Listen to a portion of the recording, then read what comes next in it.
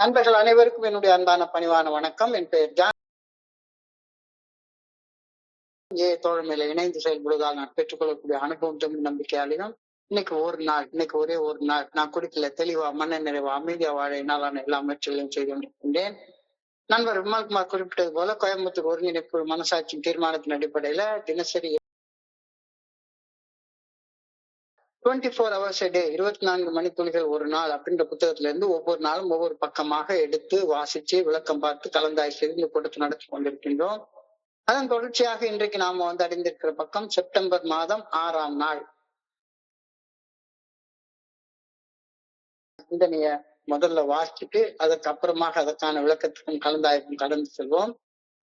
முதல்ல இந்த செப்டம்பர் 6க்கான சிந்தனையை வாசிப்பதற்கு நண்பர் விமல்குமார் அவர்களை அன்போட பணியோடு அழைக்கின்றேன். Over to Vimal Kumar. நன்றி சார்.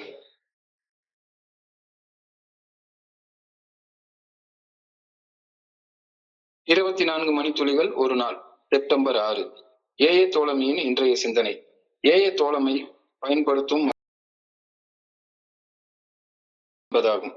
ஏஏ தோழமைக்கு உள்ளும் புறமும் நம்மை விட்டு முரண்பட்ட கருத்துக்களை கொண்டிருப்பவர்களை நாம் சகித்துக் கொள்ள வேண்டும் என்ற ஆழமான அர்த்தத்தையே இந்த லட்சிய நோக்கம் சுட்டிக்காட்டுகின்றது. நம் பொதுவோ நமது தாங்கு திறனுக்கு அப்பாற்பட்ட ஆடம்பர செயல்களாகும். நமது கருத்துக்களுக்கு முரண்படும் மனிதர்களிடம் நமது கருத்துக்களை திணிக்க நாம் முயற்சி செய்யக்கூடாது. நம்மை பிறரை இல்லை. உலகின் அனைத்து பிரச்சனைகளுக்குமான விடை நம்மிடம் கிடையாது. நம் சக மனிதர்களை விட நாம் மேம்பட்டவர்கள் கிடையாது. நாம் அறிந்த சிறந்த முறையில் வாழ நாம் முயற்சிக்கின்றோம். நம் சக மனிதர்களையும் அவ்வாறே வாழ அனுமதிக்கின்றோம். கொள்கின்றேனா? இன்றைக்கான தியானம். என்னையே நான் அறிய வேண்டும். என்னை எனக்குள் அருவமாக இருந்து இயக்கும் இறையர் பேராற்றலையும் நான் புரிந்து கொள்ள வேண்டும். இந்த தன்னுணர்வே நிலையான வாழ்வு வாழ்வதற்கு நெருக்கமாக இருந்து விடுதலை பெற்று நிலையானவற்றில் வளர்வதற்கு இந்த மெய்யறிவே துணை செய்ய வல்லது. உண்மையானதையும் நிலையான மதிப்பை உடையதையும் மட்டுமே அடைய நான் முயற்சி செய்ய வேண்டும். நான் என் வாழ்வை வாழ விரும்ப வேண்டும். எனது விருப்பம் ஆளப்படும் போது சரியான ஒரு தருணம் வரும். அத்தருணத்தில் விண்ணக வாழ்வில் நான் நுழைவது சுலபமாகிவிடும். இந்த உலகில் நான் வாழவிருக்கும் நிலை வாழ்விற்காக தயாரிப்பாக மட்டுமே அமைய வேண்டும். இன்றைக்கான பிரார்த்தனை. ஒவ்வொரு நாளையும் என் வாழ்வின் இறுதி நாள் என கருதி வாழ வேண்டும் என வேண்டுகின்றேன். அதே நேரம் என் வாழ்வு முடிவில்லாதது என்ற கருத்துடனும் உடன்பட்டு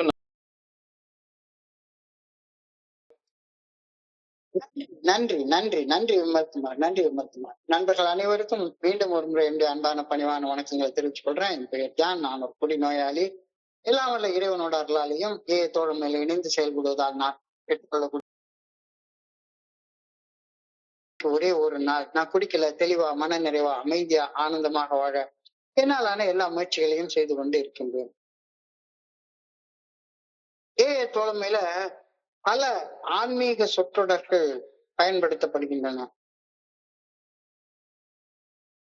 என்ற ஒரு பிரபலமான ஆன்மீக சொற்றொடரை பத்தி நாம விரிவாக பார்த்தோம். ஃபர்ஸ்ட் திங் ஃபர்ஸ்ட், முதன்மையானவை முதலில் அப்படின்னு நேற்றுக்கு ஒரு பிரபலமான ஒரு ஆன்மீக சொற்றொடர். அதே மாதிரி இன்னைக்கு நாம் பார்க்க இருக்கிறோம் வாழு வாழ விடு, வாழு வாழ விடு. இது தோழமையில நாம பரவலாக பயன்படுத்தக்கூடிய ஒரு ஆன்மீக சொற்றொடர், பிரபலமான ஒரு சொற்றொடர். Let go, let God is a very popular spiritual phrase. ரொம்ப பரவலாக இந்த ஆன்மீக சொற்றொடரை நாம பயன்படுத்துறோம். Let go let God.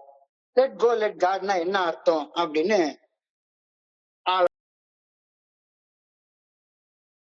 நான் குடிக்கிற காலத்துல என் மனசுல நிறைஞ்சிருந்தது எல்லாமே தந்தை, ஆணவம், தன்முனைப்பு, தற்பெருமை, தன்னலம். மனசு நிறைஞ்ச என்னை பத்தி சிந்தனை மட்டும்தான் நிறைஞ்சிருந்து. என்னுடைய அகந்தைய, என்னுடைய ஆணவத்தை, என்னுடைய ஈகோவை, என்னுடைய தன்முனைப்பை, என்னுடைய தற்பெருமைய, கர்வத்தை விட்டுட்டு தூக்கி போட்டுட்டு இறையர் பேராற்றில் நல்ல ஒழுங்கான வழிகாட்டுதலுக்கு பணியக்கூடிய பணிவை உள்ளே வர இதுதான் அர்த்தம் அப்படின்னு நான் புரிஞ்சுக்கிறேன். Let go. எதை விட்டுறணும்? என்னுடைய ஆணவம், அகங்காரம், தன்னலம், தன்முனைப்பு, எப்ப பார்த்தாலும் என்னை பத்தியே சிந்திச்சுக்கிட்டே இருக்கிறது,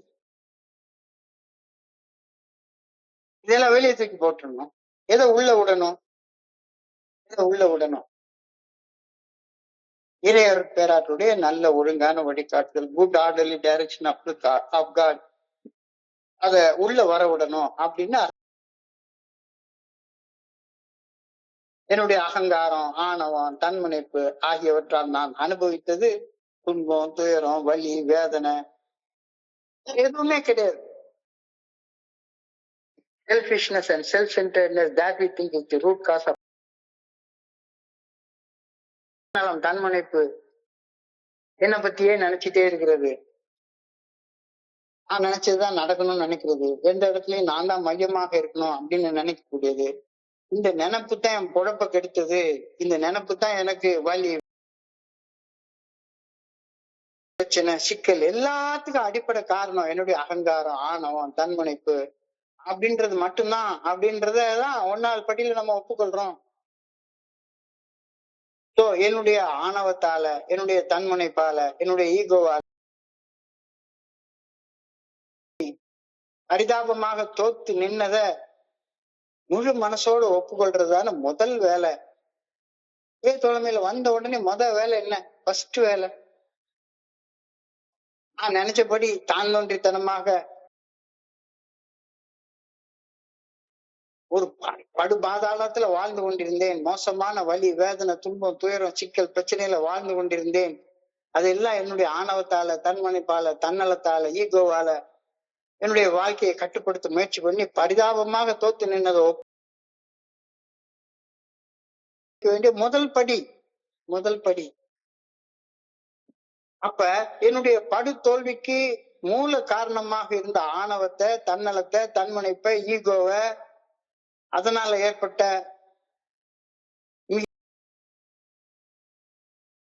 எல்லாத்தையும் தூரத்துக்கு விட்டு எரிஞ்சிரு. எல்லாத்தையும் விட்டு மனசாட்சியின் மூலம் வெளிப்படுத்தப்படும் இறையர் பேராட்டின் நல்ல ஒழுங்கான வழிகாட்டுதல் மேல் உறுதியான நம்பிக்கை வைத்து பணிவுடன் செயல்பட தீர்மானிப்பதையே லெட் கோ ஒரு லட்சிய நோக்கமாக நம்ம தோழமையில வச்சுக்கிறோம். இத ரொம்ப அடிப்படையில புரிந்து கொள்ள வேண்டிய ஒன்று. ஆமா, வந்த உடனே தோழமையில வந்த உடனே வேலை தோத்து நின்றுட்டு இருக்கேன் அப்படின்றத ஒப்புக்கொள்றது, அதான் முதல் படி. இப்ப நான் ஏன் தோத்து நின்னேன்? என்னுடைய படு தோல்விக்கு மூல காரணமாக இருந்தது எது? ஏன் நான் இவ்வளவு மோசமாக தோத்து? Selfishness and self-centeredness that we think is the root cause of all our troubles. என்னுடைய படு தோல்விக்கு மூல காரணமாக அமைந்து இருந்த ஆணவத்தை, தன்னலத்தை, தன்முனைப்பை, ஈகோவை,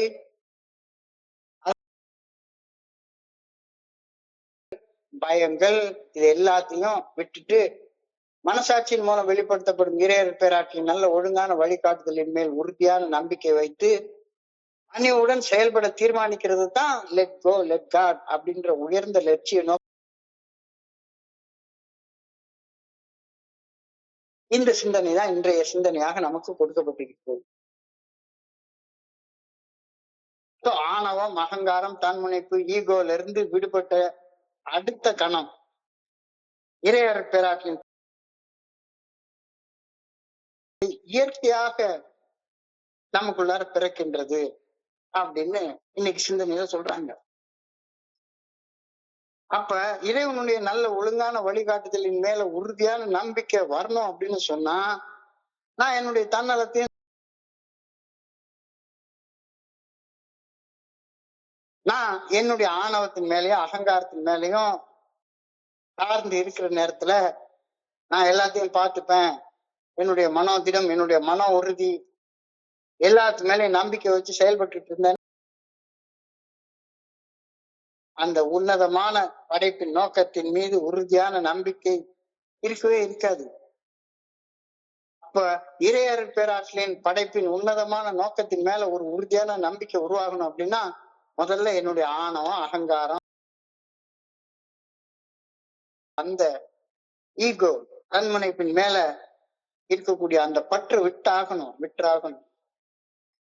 உரிய நேரத்தில் இறையருள் பேராற்றலின் நல்ல ஒழுங்கான வழிகாட்டுதலும் அதன் மூலம் அமைதியும் நிம்மதியும் நிறைவும் வரும் அப்படின்ற பண்ணுனா, ஆணவத்தை அகங்காரத்தை தூக்கி தூர எரிஞ்சா, தன்முனைப்பை ஈகோவை தூக்கி தூர எரிஞ்சா, இறைவனுடைய நல்ல ஒழுங்கான வழிகாட்டுதல உள்ள வர விட்டா,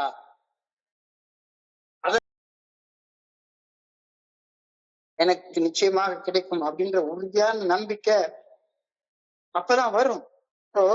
லெட் கோ லெட் காட் அப்படின்னு சொல்லும் போது இறையருள் பேராற்றலிடம் விட்டு நான் ஒன்னும் செய்யாம சும்மா அப்படியே எருமச்சாணி மாதிரி கிடக்கணும் அப்படின்னு அர்த்தம் கிடையாது. இனிமே நான் பாட்டுக்கு என் இஷ்டத்துக்கு ஊரா சுத்திட்டு அலைவேன், லெட் கோ பண்ணிட்டேன் அவ்வளவுதான் அப்படின்ற அர்த்தம் கிடையாது. லெட் கோ பண்ணதுக்கு அப்புறமா லெட் காட் உள்ள விடணும்ல. லெட் கோ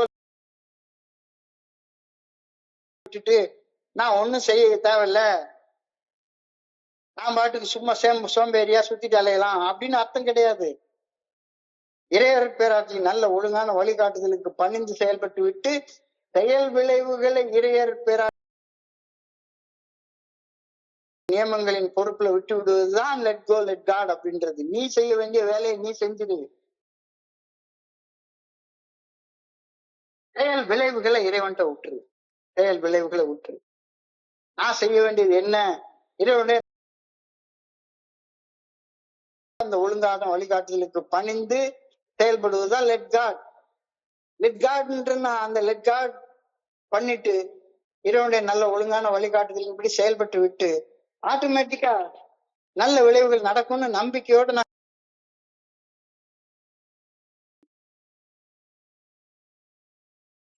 அப்ப லெட் கோ லெட் காட் அப்படின்னு சொல்றப்ப என்னுடைய மனித எல்லைகள், அறிவு, என்னுடைய மனித ஆற்றல், என்னுடைய உடம்புடைய ஆற்றல் எல்லாத்துக்கும் ஒரு குறிப்பிட்ட எல்லை உண்டு. Notice your limits. என்னுடைய தனி மனித வரம்பு எல்லைகளை கவனிச்சு அந்த எல்லைகளுக்குள்ளார செயல்படணும். எல்லைகள் மீறி, வரம்பு மீறி நான் செயல்படக்கூடாது.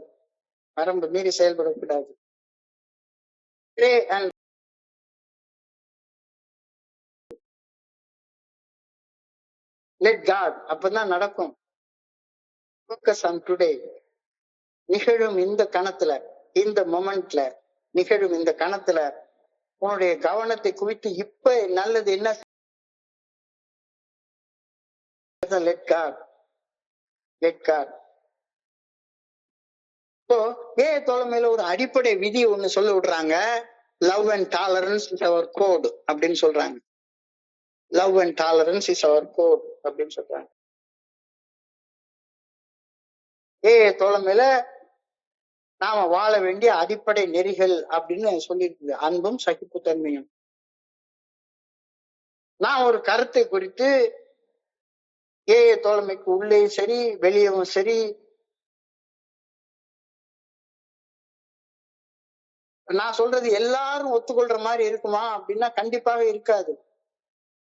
சந்தேகங்கள் இருக்கும், கேள்விகள் இருக்கும், இன்னொருத்தவங்க சொல்ற கருத்து மேல எனக்கு முரண்பாடு இருக்கும். ஒரு கருத்தை குறித்து தோழமைக்கு மனிதர்கள் நார்மல் பர்சன்ஸ் இருக்கிற இடத்துலயும் சரி கருத்து வேறுபாடுகள், கருத்து முரண்பாடுகள் நிச்சயமாக இருக்கும். இந்த கருத்து முரண்பாடுகளை என்னுடைய சக மனிதர்களோடு இந்த சமுதாயத்துல நான் கருத்து முரண்பாடுகளை இறந்த மனதோட கையாள வேண்டும் அப்படின்ற கருத்து இந்த லெட் கோ லெட் காட் அப்படின்ற ஒரு உயர்ந்த உன்னதமான நோக்கத்தின் மூலமாக நமக்கு சொல்லப்படுகிறது. நிச்சயமாக எல்லா கைரேகை கூட ஒன்னாக இருக்காது, ரெண்டு பேருடைய கண் ரேகைகள் ஒன்னாக இருக்காது, முரண்பாடு வேறுபாடு இருந்துட்டு தான் இருக்கும். அப்ப நான் பிடிச்ச முயலுக்கு 3 கால் அப்படின்னு எப்ப பார்த்தாலும் வாக்குவாதத்துல ஈடுபட்டு இருக்கவே கூடாது. அடுத்தவங்க சொல்ற கருத்தையும் காது கொடுத்து கேட்கணும். Love and tolerance is our code அப்படின்னு ஏ தோழமை அடிப்படையில சொல்லி தருது எனக்கு. இது இன்றைய சிந்தனையில வலியுறுத்தி சொல்ல தோழமைக்கு உள்ள ஏ தோழமைக்கு வெளியே. ஏ தோழமைக்கு உள்ள சகிப்புத்தன்மை எப்படி எப்படி வரும்னா 3 விஷயங்களை சொல்றாங்க. ஒண்ணு, வேறுபாடுகளை அரவணைத்தல், எம்ப்ரேசிங் டிஃபரன்சஸ்.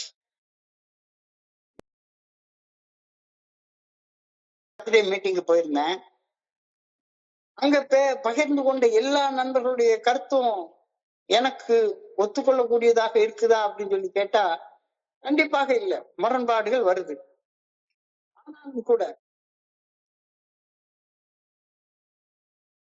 முரண்பாடுகளை அரவணைத்துக் கொள்தல் அவருடைய கருத்து, அந்த நண்பருடைய கருத்து. அந்த நண்பருடைய கருத்தை நான் ஏற்றுக்கொள்றேன்.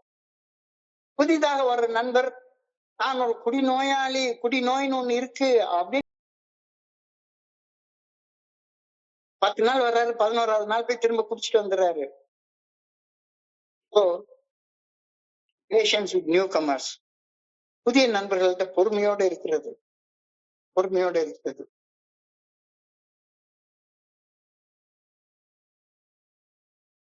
கொண்டு வரணும் அப்படின்ற அந்த எண்ணத்தை கைவிட்டுறது, கட்டுப்பாட்டை கைவிடுதல், லெட்டிங் கோ ஆஃப் கண்ட்ரோல்.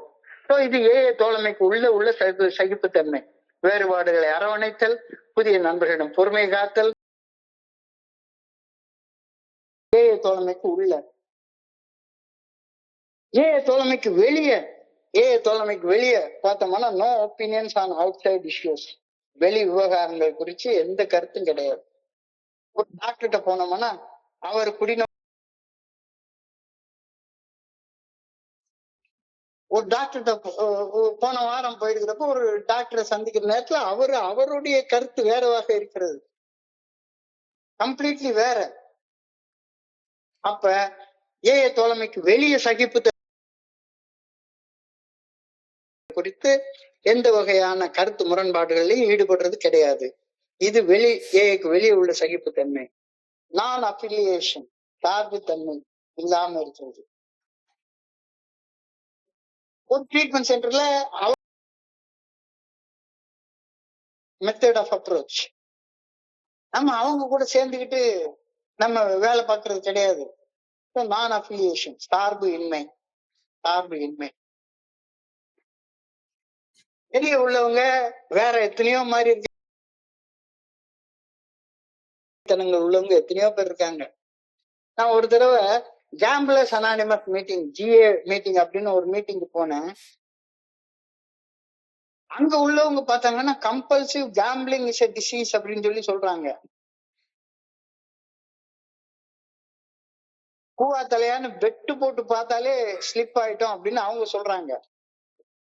ஏதாச்சும் பெட்டு கட்டி பூ விழுந்தா நான் ஜெயிச்சேன், தலை விழுந்தா நீ ஜெயிச்சான் அப்படின்னு பெட்டு கட்டுறத கூட அவங்க ஸ்லிப்னு சொல்றாங்க. எனக்கு அந்த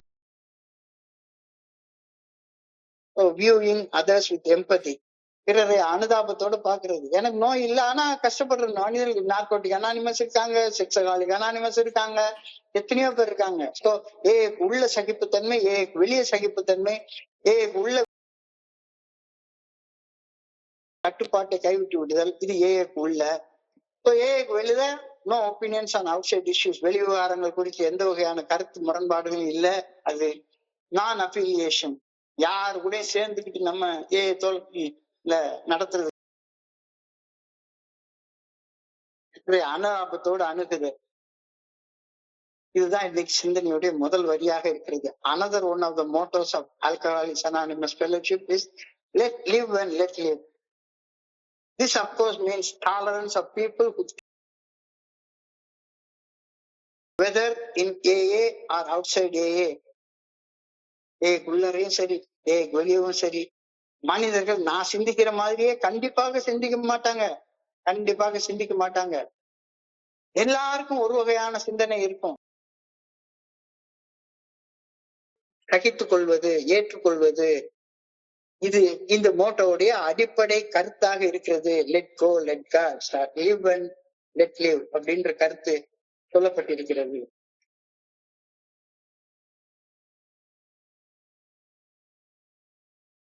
மற்றும் ஒரு லட்சிய நோக்கம் வாழு வாழ விடு என்பதாகும்.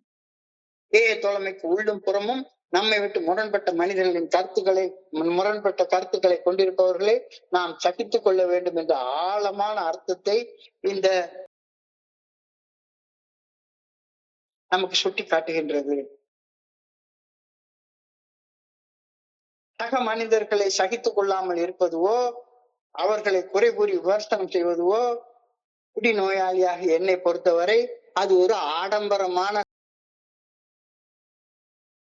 நீ பேசுறது சரியில்லை, நீ செய்யறது சரியில்லை அப்படின்னு அடுத்தவங்களை விமர்சனம் பண்றது எனக்கு ஒரு பெரிய ஆடம்பரம். அந்த விமர்சனம் பண்ற இடத்துல நான் இல்ல, எனக்கு அந்த தகுதி கிடையவே கிடையாது.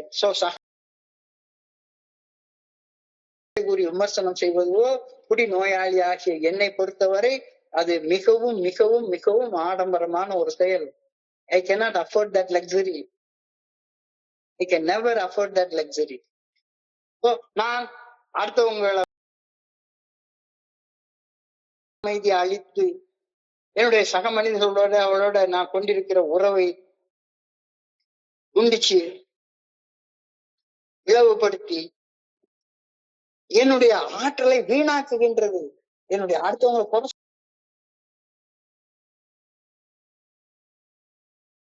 நான் இங்க ஏன் குறைய பார்க்க வந்திருக்கிறேன்னா அடுத்தவங்களை குறை சொல்றதுக்கு வந்திருக்கிறேன்னா, நான் இங்க ஏன் குறைய பாக்குறதுக்கு நான் வந்திருக்கேன் வந்து அடுத்தவங்களை குறை சொல்றதுக்கு நான் இங்க வரவே இல்லை. நான் இங்க ஆற்றலை நான் வேஸ்ட் பண்ணிட்டு இருக்கிறேன், விரயம் பண்ணிட்டு இருக்கிறேன் அப்படின்னு அர்த்தமாகும். என்னுடைய ஆற்றல் வீணடிக்கப்படுகின்றது அடுத்தவங்களை குறை சொல்றப்ப. வெளிப்படை தன்மையை ஏற்றுக்கொள்வது எனக்குள்ளார ஒரு பாதுகாப்பான நிலையான மனநிலைமையை உருவாக்கி கொள்ள உதவுகின்றது. நான் என் கருத்தை சொல்றேன், இது என் கருத்து, உன் கருத்தை கேட்டுக்கிறேன், ரைட், அது உன் கருத்து, அவ்வளவுதான். அதோட போயிடுறோம். உட்கார்ந்து கருத்து வேறுபாடுகளை விவாதம் பண்றதே கிடையாது. இல்லைன்னா இந்த சகிப்புத்தன்மை ஏன் முக்கியமானது? லவ் அண்ட் டாலரன்ஸ் கோட்னு சொல்றாங்களே, எதுக்கு லவ் அண்ட் டாலரன்ஸ் முக்கியமானது அப்படின்னு யோசிச்சு பார்த்தோன்னா, லவ் அண்ட் டாலரன்ஸ் இல்லைன்னா என்னால அமைதியாக வாழ முடியாது. நான் அமைதியாக வாழ்வதற்கு, எனக்குள்ளார பீஸ்ஃபுல்லாக வாழ்வதற்கு அடிப்படையாக தேவைப்படுகிறது, மிக மிக அடிப்படையாக தேவைப்படுகிறது. எனக்குள்ளார ஆற்றல் விரயமாகாம ஆற்றலை சேமிச்சு வச்சு ஆற்றலோட செயல்படுவதற்கு இந்த லவ் அண்ட் டாலரன்ஸ் தேவைப்படுகிறது. எனர்ஜி சேவிங் எல்லாரோடையும் சேர்ந்து வளர்வதற்கு, கூட்டு வளர்ச்சி, ஷேர்ட் growth. தனிப்பட்ட முறையில வளர முடியாது. ஒரு ஃபெலோஷிப்பா நான் சேர்ந்து வளர்றதற்கு இந்த லவ் அண்ட் டாலரன்ஸ் எனக்கு தேவைப்படுகிறது.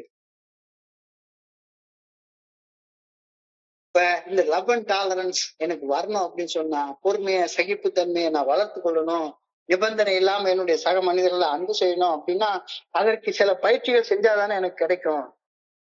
இந்த பயிற்சிகள் தான் ஏஏ தோழமை நமக்கு பரிந்துரைக்குது.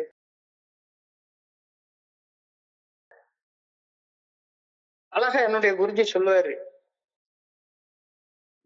காதுல இருக்க பஞ்சை எடுத்து வாயில வச்சுக்கிட்டு காது கொடுத்து கேளு, என்ன பகிரப்படுகிறதுன்றத காது கொடுத்து கேளு.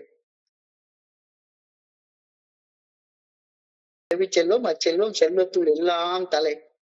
ஆண்டவன் உனக்கு ஒரு வாயவும் ரெண்டு காதவும் கொடுத்துருக்கான் அப்படின்னா ஒரு மடங்கு பேசணும்னா 2 மடங்கு கேளு அப்படின்னு அர்த்தம் அப்படின்னு சொல்லுவாரு. முதல்ல செவி மடுத்து கேளு. Intently listen first. அப்படி காது கொடுத்து கேட்கிறப்ப சில கருத்துக்கள் எனக்கு முரண்பாடாக இருக்குது. என்னடா இதுக்கு சொல்றாங்க, எனக்கு சில கருத்துக்கள் முரண்பாடாக இருக்கிறது. ஒரு வடிவமாக என்னால ஏற்றுக்கொள்ள முடியல. ஆனா பல நண்பர்கள் இறைவனை ஒரு உருவமாக ஒரு வடிவமாக ஏற்றுக்கொண்டு தங்களுடைய வாழ்க்கையை சீரமைச்சு கொண்டேன், 38 கோயில 3 தடவை சுத்தி வந்து நான் அற்புதமாக வாழ்க்கை வாழ்ந்துட்டு இருக்கிறேன் அப்படின்னு சொன்னா சரி, நம்பிக்கை அதை ஏத்துக்கோ. இல்ல நான் செய்யறதுதான் சரி அப்படின்னு சொல்ல வேண்டிய அவசியம் கிடையாதுல்ல. வேறுபாடுகளை ஏற்றுக்கொள்ளுங்கள், கட்டுப்பாடுகளை கைவிடுங்கள். அடுத்த மனுஷனை என்னுடைய கட்டுப்பாட்டுக்குள்ளார your wife, including your wife. நிறைய நேரங்களை சொல்லுவாங்க, கல்யாணம் ஆன உடனே முதல் வேலையா பொண்டாட்டிய கட்டுப்பாட்டுக்குள்ளார வச்சுக்கோங்க, இல்லாட்டி போனா கை மீறி சொல்லுவாங்க. கட்டுப்பாடு விதிக்காதீங்க. Let go of control. அடுத்த மனிதர்களை சக மனிதர்களை கட்டுப்பாடு செய்யணும்னு நினைக்காதீங்க. I cannot afford the luxury of being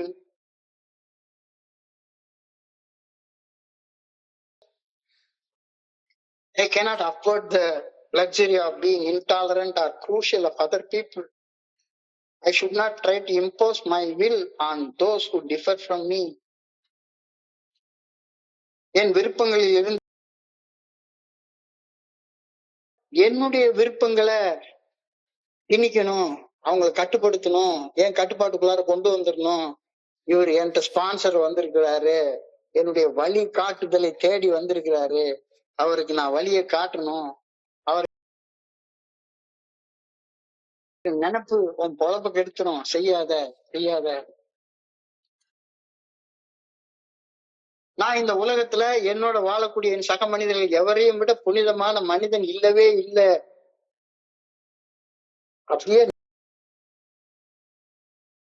பெரிய புத்தகத்தை கரைச்சு குடிச்சிருக்கிறேன், எல்லாத்தையும் என்னால பண்ணி வச்சிருக்கிறேன். நான் இந்த உலகத்துல வாழக்கூடிய மனிதர்கள் எல்லாரையும் விட புனிதமான மனுஷன். இந்த நினைப்ப உடனே கைய விட்டுருங்க. பிரச்சனைகளுக்கு எல்லா பிரச்சனைகளுக்குமான விட என்கிட்ட இருக்கா என்ன? இன்னைக்கு காலையில ஒரு நண்பர் கேட்டாரு, அவருடைய வேலை பிரச்சனையை பத்தி கேட்டாரு. அவர் என்ன வேலை செய்யறாருன்னு என்னால புரிஞ்சு கொள்ள முடியல. அவர் ஏதோ ஐடி கம்பெனில 10 வருஷத்துக்கு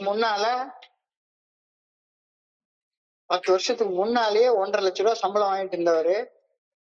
10 வருஷம் கழிச்சு அவர் இப்ப இந்நேரத்துக்கு எல்லாரையும் மாதிரி வேலை பார்த்துட்டு அவர் கூட வேலை பார்த்தவங்க ஒரு மாசத்துக்கு 5 லட்சம் ரூபாய் 6 லட்சம் ரூபாய் சம்பளம் வாங்கிடுற கூட வேலை கிடைக்க மாட்டேங்குது. அவர் பொண்டாட்டி டைவர்ஸ் ஆகி வெளியே போயிட்டாங்க. இவர் குடிச்சு பண்ணாருன்னு 10 ட்ரீட்மெண்ட் சென்டர் பார்த்துட்டாரு. எனக்கு அவருடைய பிரச்சனைகளுக்கான விட என்கிட்ட எங்க வாங்கி கொடுக்க எனக்கு முடியுமா என்ன? இந்த உலகத்துல மனிதர்கள் சந்திக்கக்கூடிய பிரச்சனைகள் அனைத்திற்குமான விட என்கிட்ட இல்ல அப்படின்ற உண்மைய நான் மனசார ஒப்புக்கொள்ளணும். எல்லாருக்கும் ஆலோசனை சொல்லக்கூடிய, அறிவுரை சொல்லக்கூடிய வழி யாரையும் விட ஒரு புனிதமான மேம்பட்ட வாழ்க்கையை வாழக்கூடிய மனிதனாக நான் இல்ல. I am not holier than anybody.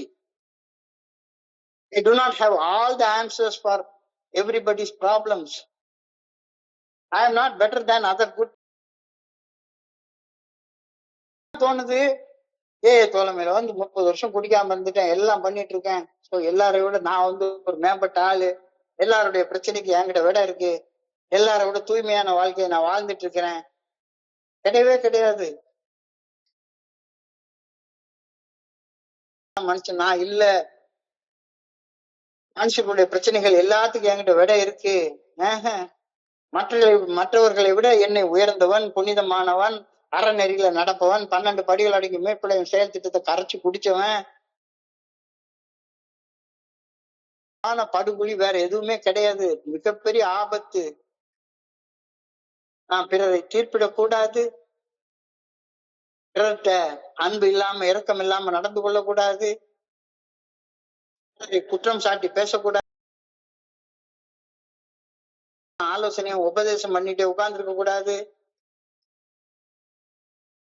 என்னுடைய தற்பெருமையை பேசுறத பணியோட பேசுவோம். கியூபரிஸ்டிக் பிரைட் அப்படின்னு சொல்லுவாங்க. பணியோட பேசுறதாக எப்ப பார்த்தாலும் என்ன பத்தியே பேசிட்டே உட்கார்ந்து இருக்கிறது இருக்கக்கூடாது. தெளிவாக இன்னைக்கு சொல்லப்பட்டிருக்கிறது. நான் ஒவ்வொரு நாளும் என்னால முடிந்தவரை சிறப்பாக செயல்பட முயற்சிக்க வேண்டும்.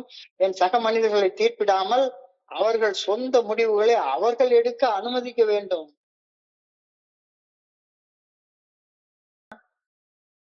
அவர்தான் அவருடைய பிரச்சனைக்கு முடிவு எடுக்கணுமே ஒழிஞ்சு எல்லா பிரச்சனைக்கும் முடிவு சொல்லக்கூடிய நிலையில நான் கிடையாது. நான் என்னுடைய பாதையில கவனம் செலுத்தணும்.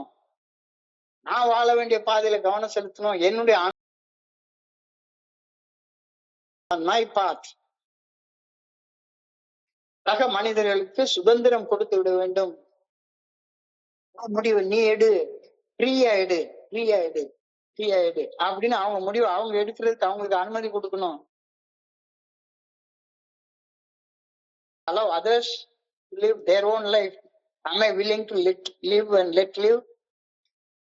Am I willing to live and let live? நான் வாழவும் பிறர் வாழ விடவும் அனுமதிக்க விரும்புகின்றேனா? கிடையாது. நான் வாழ்ந்தா தானே அடுத்தவன் என்னைய வாழ விடுவான். அடுத்தவனை வாழ விட்டா தானே அடுத்தவன் என்னைய வாழ விடுவான். இப்ப நான் வாழவும் பிறர் வாழவும் அனுமதிக்க விரும்பவில்லை என்றால் இன்னைக்கு தியானத்துக்கு கடந்து போ.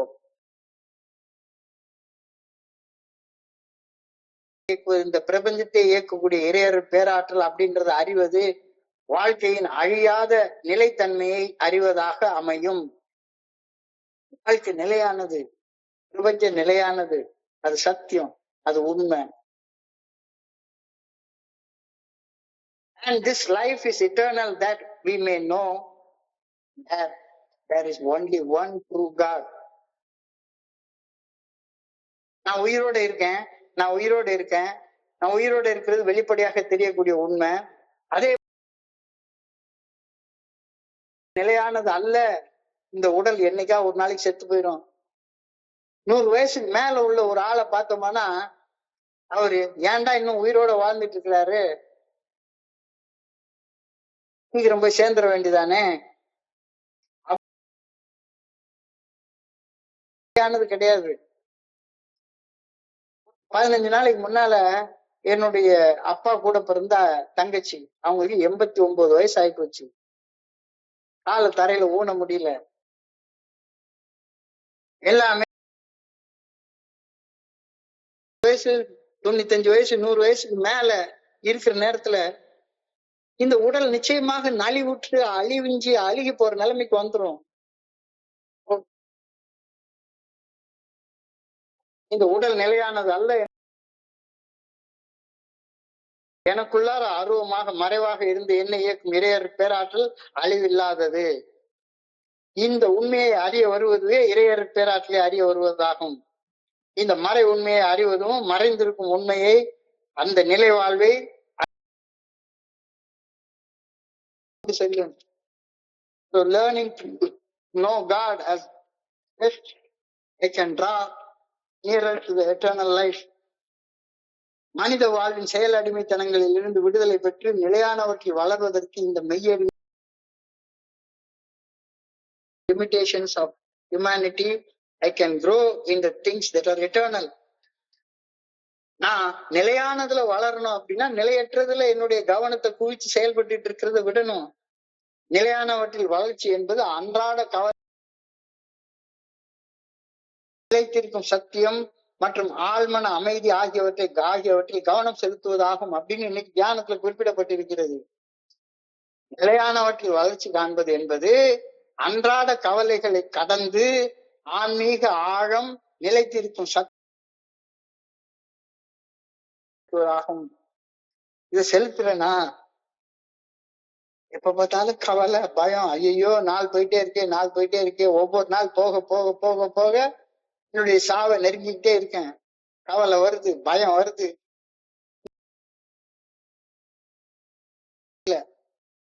அன்பு, ஆழ்மன அமைதி, நிறைவு, இது எல்லாம் நிலையானது. கவனம் செலுத்த வேண்டிய பகுதி அன்பும் கருணையும். எதையும் எதிர்பார்த்து அன்பு காட்டாத. உண்மையும் ஞானமும். எது உண்மை? ஞானம் உனக்கு வேணும். உள் அமைதி, உள் உறுதி. கோபத்தையும் பயத்தையும் கைவிட்டு எனக்குள்ளார இருக்கக்கூடிய அமைதியின் வலிமையை தெரிஞ்சு கொள்வது. சோ இதெல்லாம் நான் கவனம் செலுத்த வேண்டிய பகுதிகள். நான் எனக்கு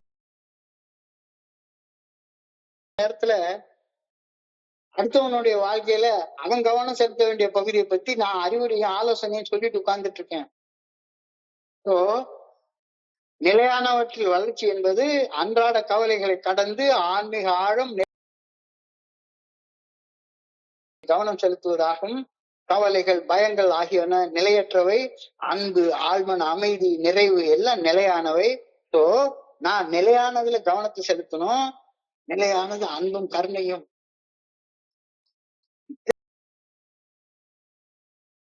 கேட்கல, அப்படி இல்லை. என்னுடைய கடமை பணி செய்து கிடப்பதுவே, என் கடன் பணி செய்து கிடப்பதுவே.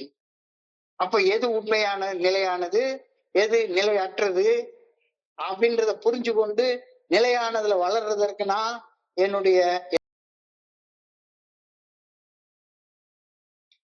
உள் அமைதி, உள் உறுதி, கோபத்தையும் பயத்தையும் கைவிட்டு விட்டு எனக்குள்ளார இருக்கக்கூடிய அமைதியான வலிமையில வளர்றதற்கு நான் முயற்சி பண்ணணும். இத பயிற்சி செய்யறது எப்படி? மறுபடியும் எல்லா நாளும் அந்த ஒரு கருத்தை மட்டும் புனிதமான இடம், புனிதமான மௌனம், சொல்லற சும்மா அமர்ந்திருத்தல். கைவிட வேண்டியவற்றை கைவிடுதல். அடுத்தவனுக்கு அட்வைஸ் பண்றத முதல்ல விடு. என்னுடைய ஒருத்தன் போய் ஒரு 100 ரூபாய் கடன் கேட்டுப்பாரு. 100 ரூபாய் கடன் கேட்டுப்பாரு. உடனே 20 வயசு கம்மியானவனா இருப்பான். உனக்கு 100,000 அட்வைஸ் கொடுத்துட்டு அந்த 100 ரூபாயை கொடுப்பான்.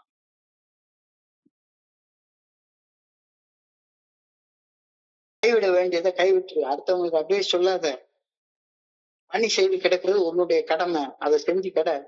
I can strive for what is real and what is of eternal value. எது நிலையானது, எது நிலையற்றது அப்படின்றது நல்ல புரியுது.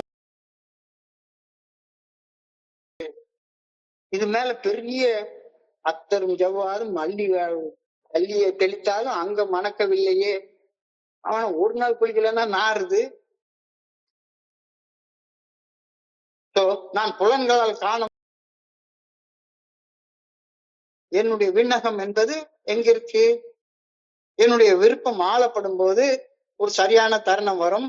அந்த தருணத்தில் விண்ணக வாழ்வில் நான் நுழைவது சுலபமாகிவிடும். நீ பாட்டுக்கு உன் வேலையை செஞ்சுட்டே இரு. அப்ப சொர்க்க வாழ்க்கைக்குள்ள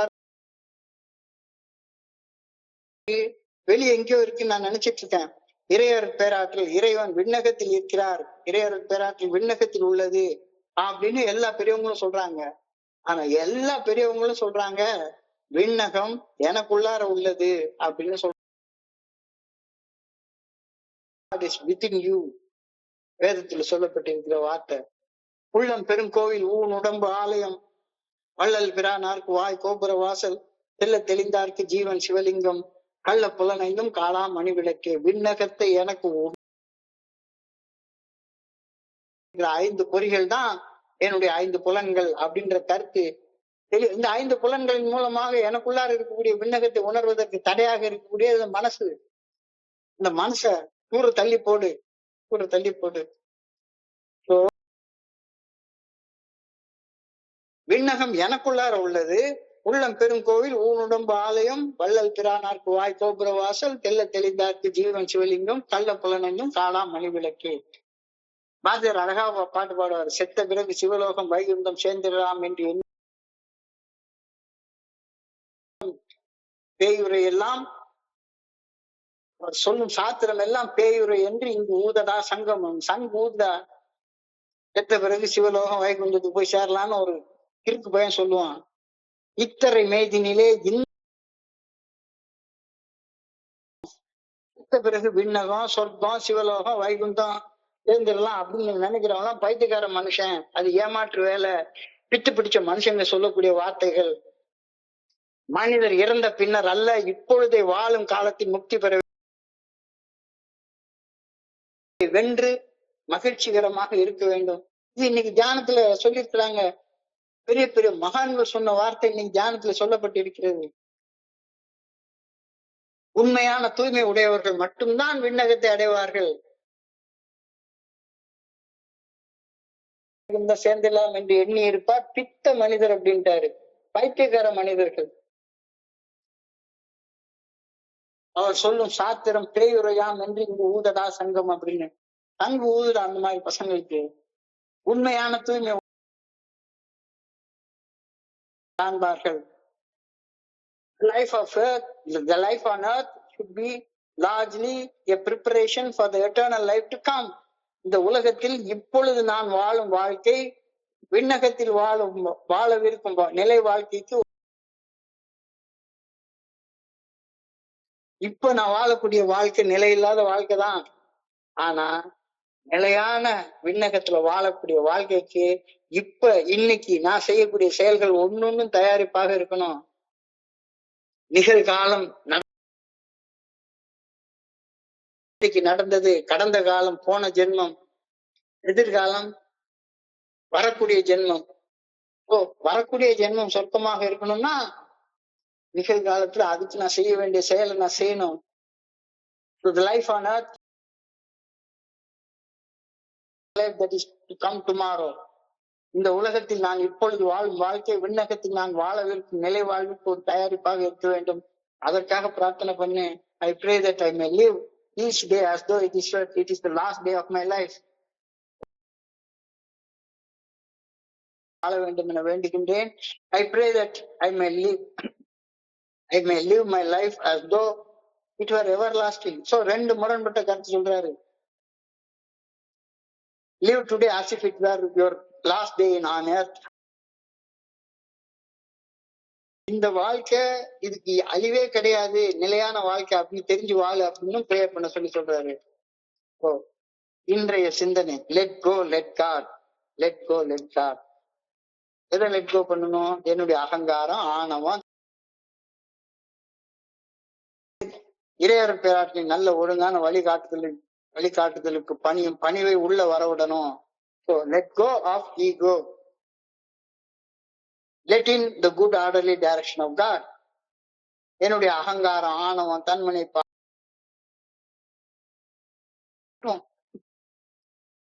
வேற எதுவுமே கிடைக்கல. அகங்காரத்தால என்ன கிடைச்சது? வலி வேதம் தான் கிடைச்சது. அம்மா தோத்து போனதை முதல் படியில ஒப்புக்கொண்டதுக்கு அப்புறமா அதை விட்டுரு. என்னுடைய தன்மனைப்ப, ஈகோவை, அதனால் ஏற்பட்ட பெரும் கவலைகள், பயங்கள் எல்லாத்தையும் விட்டுட்டு மனசாட்சியின் மூலம் வெளிப்படுத்தப்படும் இறையர் பேராட்சி நல்ல ஒழுங்கான வழிகாட்டுதலின் மேல் உறுதியான நம்பிக்கை வைத்து பணிவுடன் செயல்பட தீர்மானிப்பதையே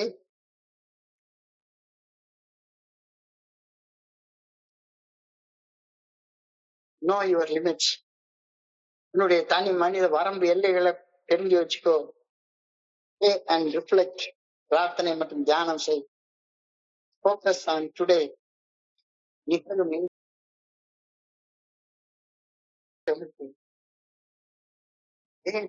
நம்ம சொல்லக்கூடிய மிகப்பெரிய ஒரு வாழ்வியல் நெறி love and tolerance is our code. அன்பும் சகிப்பு தன்மையும் ஏஏ தோழமையின் அடிப்படை நெறிகள். நான் ஒரு கருத்தை இன்னொரு நண்பர் இல்ல, அவர் வேற மாதிரி சொல்றாரு, சரி சொல்லிட்டு போறாரு, அது அவருடைய கருத்து. அவர்கிட்ட உட்கார்ந்து ஆர்கியூ பண்ணி நான் சொன்னதான் நீங்க ஏத்துக்கொள்ளணும்னு சண்டை போட்டு முரண்டு பிடிச்சு அடம் பிடிக்கிறதுல என்ன இருக்கு?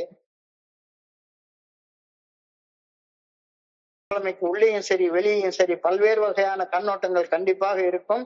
சக மனிதர்களின் கருத்துக்களை திறந்த மனசோட கையாள வேண்டும் என்ற கருத்து லெட் கோ லெட் காட் அப்படின்ற லிவ் அண்ட் லெட் லிவ் அப்படின்ற கருத்தோட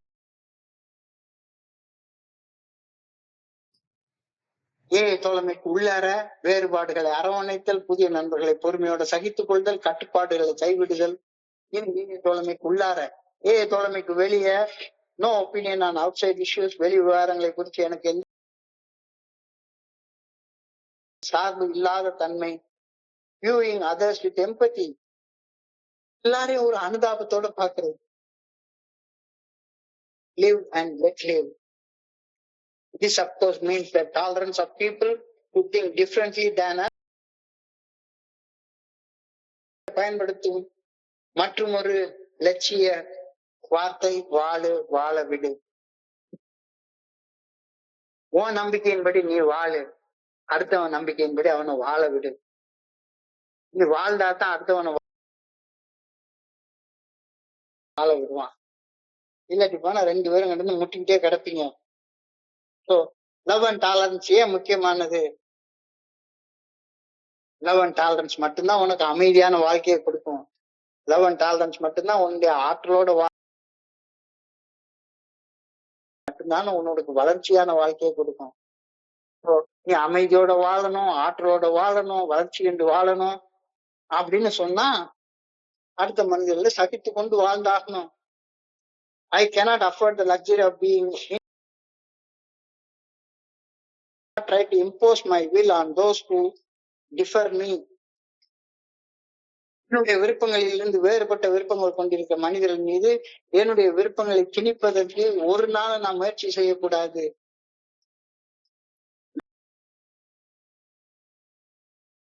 மனிதன் கிடையாது. holier than thou attitude கிடையவே கிடையாது.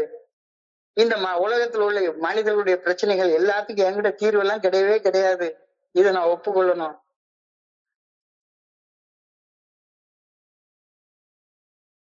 வாழ்றேன்னு நினைக்கிறதே கர்வம் தான். மதிப்பிடாத,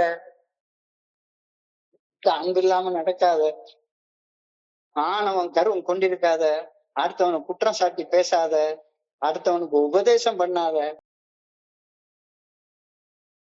கூட பணிவோட பேச முடியும். செய்யாத, அடுத்தவங்களை புறக்கணிக்கக்கூடிய மனப்பான்மை வேண்டவே வேண்டாம். on your growth, focus on your path. இதே மாதிரி அடுத்தவங்க அவங்களுடைய அமைதியா வாழ கத்துங்க. willing to live and let live. நான் வாழவும் பிறர் வாழவும் அனுமதிக்கின்றேனா? இல்லைன்னா இன்னைக்கு தியானத்துக்கு போ. எனக்குள்ளார இயக்க பேராற்றல் ஆகிய இறையர் பேராற்றல் என்பது வாழ்க்கையுடைய அழியான நிலையான தன்மையை காட்டுது. என்னுடைய உடம்பு அழிஞ்சு போகும், ஆனா எனக்குள்ளார இருக்கக்கூடிய அந்த ஆற்றல் இறையர் பேராற்றல் life is eternal, that we may know that there is only one true God. அந்த God எனக்குள்ளார இருக்கிறார். நான் உயிரோடு இருக்கிறேன், வெளிப்படையாக தெரியக்கூடிய உண்மை. அதே போல என்னுடைய மனித உடல் என்னைக்காச்சும் ஒரு நாளைக்கு அழிஞ்சு, ஆனா எனக்குள்ளார அருவமாக மறைவாக இருந்து என்னை இயக்கக்கூடிய இறையர் பேராற்றல் அழிவுறாதது. இந்த உண்மையை அறிய வருவதுதான் இறையர் பேராற்றலை அறிய வருவதாகும். இந்த மறை உண்மையை அறிந்திருப்பது வாழ்வை அறிவதாகும். நான் தான் அழிஞ்சு போவேன், என்னுடைய உடம்புதான் அழிஞ்சு போகுமே ஒழிஞ்சு நான் விட்டு செல்லக்கூடிய நினைவுகள் அழியவே அழியாது. Learning to know God as best I can draw the eternal life nearer to me. இறைவனுடைய நல்ல உள்ள முயற்சி பண்ணும் போது நான் நிலை வாழ்வுக்கு நெருக்கமாக வந்து கொண்டிருக்கின்றேன். மனித வாழ்வின் செயலடிமைத்தனங்களில் இருந்து விடுதலை பெற்று நிலையானவற்றில் வளர்வதற்கு இந்த மெய் அறிவுதான் மட்டும்தான் துணை செய்யும். நிலையானவற்றில் வளர்ச்சி என்பது காலம் நிலைத்திருக்கும் சத்தியம் ஆகியவற்றின் மீது என்னுடைய கவனத்தை குறித்து செயல்படுவதாகும். கவனம் செலுத்த வேண்டிய பகுதி அன்பும் கருணையும் உண்மையும் ஞானமும் உள் அமைதி உள் உறுதியும்.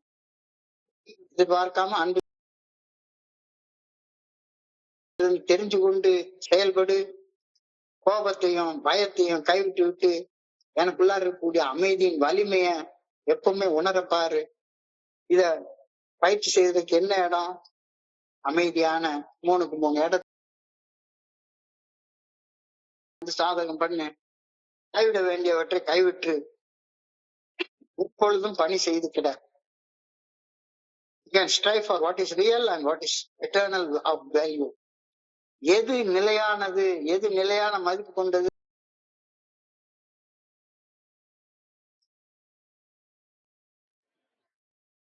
கடவுள் விண்ணகத்தில் இருக்கிறார், விண்ணகம் உனக்குள்ளார இருக்கிறது. கருத்து இன்னைக்கு தியானத்துல ரொம்ப ஆழமாக சொல்லப்பட்டிருக்கிற கருத்து. இறையர் பேராற்றல் விண்ணக, இது வேதத்துல சொல்லப்பட்டிருக்கிற ஒரு வார்த்தை. இதைத்தான் திருமந்திரத்துல சொல்லி வச்சிருக்கிறாரு. உள்ளம் பெரும் கோவில், ஊன் உடம்பு ஆலயம், வள்ளல் பிரானார்க்கு வாய் கோபுர வாசல், தெல்ல தெளிந்தார்க்கு ஜீவன் சிவலிங்கம், கள்ள பலனையும் காலா மலிவிளக்கே. செத்த பிறகு சிவலோகம் வைகுண்டம் சேர்ந்திடாம் என்றே எண்ணி இருப்பார் பித்த மனிதர். அவர் சொல்லும் சாத்திரம் பேயுரையாம் என்று இங்கு ஊதடா சங்கு ஊதடா அவங்களுக்கலாம். செத்த பிறகு செல்வது விண்ணகம், கைலாசம், வைகுண்டம். அது ஏமாற்று வேலை. இறந்த பின்னர் அல்ல, இப்பொழுதே வாழும் காலத்தில் முக்தி பெற வேண்டும். அந்த அறிவு கொண்டு, சுத்தமான அறிவு கொண்டு மாயையை வென்று மகிழ்ச்சியாக இருக்க வேண்டும். அழகாக சொல்லிட்டாங்க. உண்மையான தூய்மை உடையவர்கள் பத்திரம் அவங்க படைப்பாங்க. The life on earth should be at large a preparation of the eternal life to come. இந்த உலகில் இப்பொழுது நான் வாழும் வாழ்க்கை விண்ணகத்தில் நான் வாழவிருக்கும் நிலை வாழ்விற்கு தயாரிப்பாக இருக்க வேண்டும். As though it is my last day. ஒவ்வொரு நாளையும் என் வாழ்வின் இறுதி நாளாக கருதி நான் வாழ வேண்டும் என வேண்டுகின்றேன். I pray that I may live my life as though life were everlasting. அதே நேரம் என்னுடைய வாழ்வு முடிவில்லாதது என்ற கருத்தோட உடன் பிரார்த்தனையோட இன்றைக்கு சிந்தனை முடிவடைகின்றது. இன்றைய சிந்தனையை படிக்கிறப்ப என் மனதை கடன் சென்ற சிந்தனைகளும் கூட பகிர்ந்து கொண்டு இந்த நல்ல வாய்ப்பை உருவாக்கி கொடுத்த இந்த குழுவிற்கு என்னுடைய மிக பணிவான நன்றிகளை தெரிவித்துக் கொள்றேன். பொறுமையாக கேட்ட ஒவ்வொரு நண்பருக்கும் என்னுடைய பணிவான நன்றிகள். இந்த இரவு பொழுது நன்றி நன்றி நன்றி நன்றி நன்றி. வாழ்க வளமுடன்.